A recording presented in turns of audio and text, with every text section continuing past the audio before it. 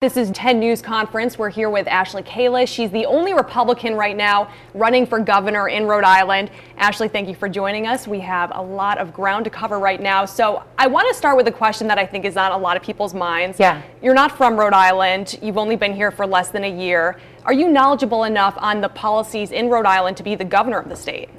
Yeah, I think I am. And also what people don't know is that my husband was here for 8 years. He trained at Brown and then started his practice at Hasbro and Rhode Island Hospital. We have a nonprofit comedy class that was started here, and it has completed 15 missions to Peru. And it had to stop during COVID, but we're hoping to start again. In 2008, we were engaged here. We hoped to start our life here, but we couldn't afford to. We had $250,000 in student loans, so we had to leave. But we're back. We always wanted to come back, and I love Rhode Island. So you said that you were here for 8 years. In those 8 years, is there anything political policy-wise that stands out in your mind that you remember that, you thought I could come back later and make change? Were you paying attention to politics back then? I mean, I was younger. I was in my 20s, not as much as I am now that I'm a mom, now that I have children in school. All of these issues become much more relevant as you have children and you want to protect their future. Definitely having to leave where you want to be and go somewhere else makes an impact on you. You start thinking about the economy and growth and how that impacts you as an individual and how government can help with growth so that people like myself can stay and don't have to leave for opportunity. And that's what I want for Rhode Island, is I want our children to be able to stay in Rhode Island because there's enough economic opportunity here. There isn't now. There wasn't when I had to leave. And so when I've come back, it's the same stuff that it always was, and we need change. You label yourself as an outsider, and I feel like that's kind of the new hot term that candidates use just to kind of gain ground. So what specifically makes you a political outsider, and why do you think that that would resonate in a state where, let's be honest, there are barely any outsiders in office? Well, I'm an outsider because this is my first time running for political office. I am not beholden to anyone. And we need that in Rhode Island. We need somebody that only cares about the people of Rhode Island and not the special interests. Do you think there's corruption in Rhode Island right now? Yes. Anything specific? Nothing specific, but I think that special interests and insiders have too much influence over government. And I think that we need somebody who only cares about the people of Rhode Island. And that's what you'll get with me as governor. I am not beholden to anyone, and I only care about the people of Rhode Island and doing what's best for the people.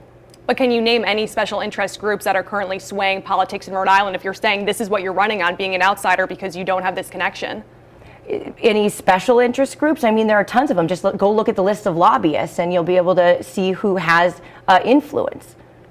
It is throughout the entire system that there are issues with insiders. And the result is the fact that our economy isn't booming, that our education system hasn't been reformed, that there is an opportunity. So we don't need specific people. We have a system that has failed the people of Rhode Island. I want to move on to the COVID testing company that you ran here in Rhode Island. Obviously, this has been in the headlines recently. So the Rhode Island Department of Health said that they cut ties with your company because of receiving over 100 complaints. Those complaints range from the testing site closing early to long waits, people not getting their results back, staff not wearing masks. If this small company was such a challenge for you to manage as it seems, why should Rhode Islanders trust you with managing the state?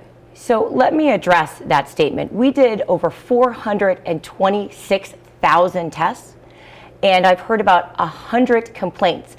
And the first time I heard about it too was in the paper. So that is a 0.00023 ratio. I hear more complaints about Governor McKee on a daily basis. Do you think that the other companies in Rhode Island that have run these testing sites, would you say that they've likely received as many complaints? Is that something that you've looked into when you're arguing that, out of all of these people that we actually took in, these are the number of complaints? So I want to focus on that because I actually find that released rather upsetting. And it is upsetting because my workers worked very hard for Rhode Island. The lines, we didn't even control the scheduling. That was DOH that controlled the scheduling. The complaints are about their process. But our workers risked their lives for Rhode Island. I did as well. I had to go away from my children when my occupational risk was too high. So I find this attack to be completely unacceptable, and it really is why we need an outsider. It's why we need somebody that is different, that wants to make a change. Did you ever observe any of these complaints happening when you went to these testing sites because you were in charge? Did you see staff members not wearing masks or not changing gloves in between swabs on different patients? These complaints are likely false. We had compliance officers at all of the sites. I don't know what some person calls in and says, but I can tell you that if there was a complaint that got to our team, we addressed it. But remember, in terms of the number of sites and the number of tests, the complaint, it's 0.00023 ratio is really small. And the timing of this is very convenient. And at any time, DOH could have brought this to our attention as a problem, and they never did, until now that I'm running for governor. And you know, actually in December, when Blake decided not to run and my name got floated, things changed between us with DOH. And I find that interesting, and I also find that disappointing. Do you feel as though DOH is unfairly targeting you in any way? Based on what happened yesterday? Based on all of this being in the headlines, you said you weren't aware of that until you read it in a newspaper about the complaints? They never cited that as an issue with our contract. I have been concerned about patient safety and compliance issues the entire time, my entire career. And coming on this contract, I was as well. I actually had some concerns at the very beginning, and I escalated those concerns appropriately. And at no point, when they were resistant to change, did they ever bring up issues with patient complaints with me. They had plenty of opportunities to do that. Now, that being said, you're now in mediation over this with the McKee administration. Why should Rhode Islanders, why would they want somebody in office who already has conflict with the current administration and conflict with the health department that this person would have to work with? You know, whoever the governor is, they have to work with the health department. Well, the director is gone, the deputy director is gone, and the head of testing is gone. So in terms of the health department, it needs an overhaul. The leadership is gone, it's changed. Now, in terms of working with McKee, I mean, let's talk about the current governor, if you'd like. Gina Raimondo didn't talk to him for a year. His chief of staff had to resign. His DMV director was under investigation.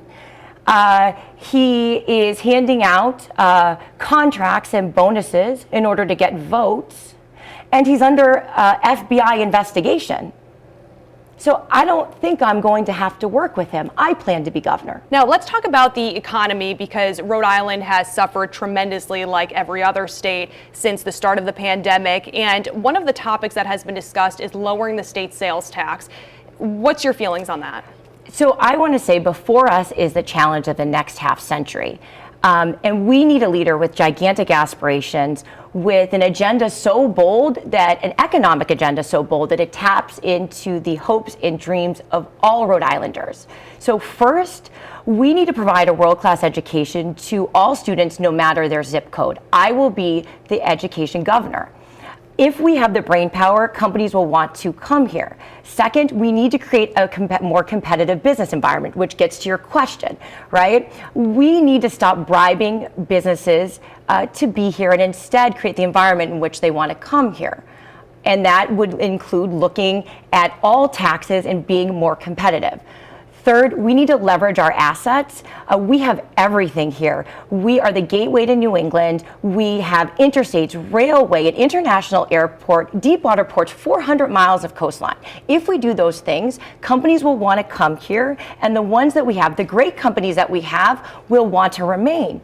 The other thing, the fourth thing, is that we need to be great at something. Massachusetts has biopharma, Connecticut has insurance, and New York has finance. If we have the political will, this will be a time of unparalleled success for Rhode Island. Well, you might be offending some people by saying Rhode Island isn't great at anything. We need something. We need an industry, something that defines us. We're great at many things. We just need a thing. So another possibility is the gas tax to help the economy, to postpone the gas tax. There are two bills right now. Which one do you support, and why do you think that we should do it that way, that this is how we should help Rhode Islanders? So I believe we should suspend the gas tax. The reason for that is because gas taxes hurt working families the most. It is a flat tax, which is regressive in nature. So that is why I would support it. It's just giving a break to working families, which we just need right now. It's not forever. It's just helping during this time. The real answer is going to be growth. That's what we need to do. And in order to grow, we need to be more competitive. And that's what I refer to when I'm talking about creating a better business environment.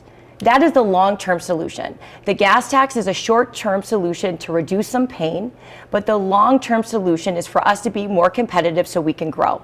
How long would you suspend the gas tax for, and then how would you compensate for the revenue loss from that? I think that we can find a way to compensate for the revenue loss. If there's political will, there is a way right now. In terms of the timeline, I would be flexible. I would just like it to be done. We just need to get involved and help working families now. You were at the forum with all of the other candidates Yes. running for governor yesterday, and you're the only candidate who does not support using state health care dollars to pay for abortion. That's obviously a hot topic right now with the leaked memo from the Supreme Court. Could this hurt you in this race? So let's be clear. I want to be very clear on something about the ability to get an abortion. I think it's important. Nothing changes for Rhode Islanders if Roe v. Wade is overturned. The right to an abortion is enshrined in Rhode Island law. It was in 2019. If you're asking or referring to the fact that I am pro-life, that is a personal stance that I have. So you wouldn't push it upon others? No, I am pro-life, and I'll tell you why. I was preeclamptic in all 3 of my pregnancies. I had my oldest son, Leo, at 37 weeks. He was under 5 pounds. He was really small. He was my baby then, and he was always my baby. I also struggled with infertility and IVF. So life means something to me. It's personal. But would you push that on other people if anything were to happen in Rhode Island? Because it's possible that, the Supreme Judicial Court decision here is appealed. Push that meaning? Meaning, would you support the right to have abortion in Rhode Island if that's what Rhode Islanders want? That is already enshrined in Rhode Island law. But if it were appealed, because the group that is challenging it is saying that they might appeal it. So if you were in office when that were to happen, what would you do? I'm not going to do hypotheticals I don't think are going to happen. I mean, it is enshrined in Rhode Island law. It's enshrined in Rhode Island law. I don't know if it's a total hypothetical when they tweeted that they're thinking of people tweet a lot of things. That is true. I do want to bring up another topic as well from yesterday's forum. So everyone was asked who they admire for politicians, and you mentioned Governor DeSantis of Florida. Do you think that view would be considered polarizing for Rhode Island, perhaps too polarizing? I hope not, because I look at results, and when I'm looking at him, what I'm looking at is I'm looking at a state that has a booming economy and everybody wants to be there. I'm looking at a governor that invested in a level 1 trauma center, that is invested in adoption and foster services. So I suppose it depends on what you're looking at, but what I'm looking at is results. Because that is the end of 10 News Conference, the #1 and longest running political shows in Southern New England. As a reminder, you can watch this at turnto10.com for all of our interviews. For now, I'm Tamara Sakarzik. Thank you for turning to 10.